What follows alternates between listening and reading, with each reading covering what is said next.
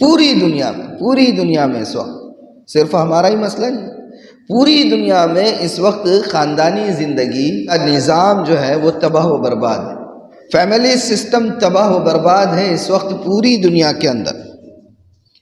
دارالقضا جائیے کبھی، دارالقضا کبھی جائیے، علماء سے ربط رکھیے تو سمجھ میں آئے گا۔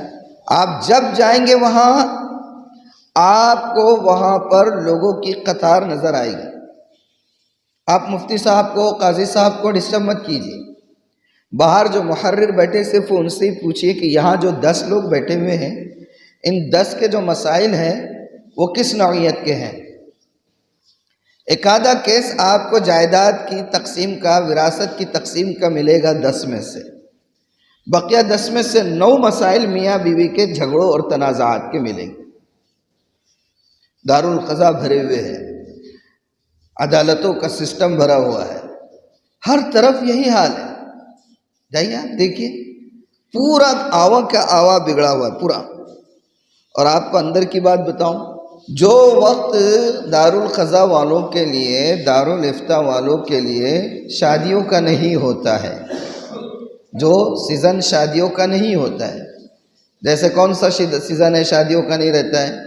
جیسے ہمارے معاشرے کے ذہن میں بیٹھا ہوا ہے محرم میں شادی نہیں ہونی چاہیے، سفر میں نہیں کرنا چاہیے، نہیں کرتے نا عام طور پر، حالانکہ یہ کوئی شرعی حکم نہیں ہے، یہ کوئی شرعی حکم نہیں ہے، ایک غلط رسم ہے۔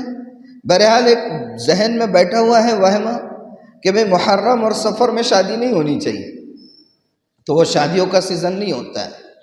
تو آپ دارالقضا کے قاضیوں سے پوچھئے کہ جو سیزن شادیوں کا نہیں ہوتا ہے اس میں آپ عمومی طور پر دارالقضا میں کیا کرتے ہیں؟ تو یہ کہیں گے کہ جو سیزن شادی کا نہیں ہوتا ہے وہ طلاق اور خلا کا سیزن ہوتا ہے۔ وہ کس کا سیزن ہوتا ہے؟ طلاق اور خلا کا سیزن ہوتا ہے۔ طلاق اور خلا کے جو کیسز پینڈنگ پڑے ہوئے ہوتے ہیں، تو جو سیزن شادیوں کا نہیں ہوتا ہے ہم اس سیزن میں ان کیسز کو جو ہے کمپلیٹ کرنے کی کوشش کرتے ہیں۔ کہیے انا للہ و انا الیہ راجعون۔ ہے یا نہیں یہ ٹریجڈی؟ المیہ ہے یا نہیں ہے ہمارے معاشرے اور سماج کا، کہ یہ حال بنا ہوا ہے کہ جو سیزن شادیوں کا نہیں ہے دارالقضا میں وہ طلاق اور خلا کے مسائل کی یکسوئی کا سیزن کہلاتا ہے۔ افسوس کی بات ہے۔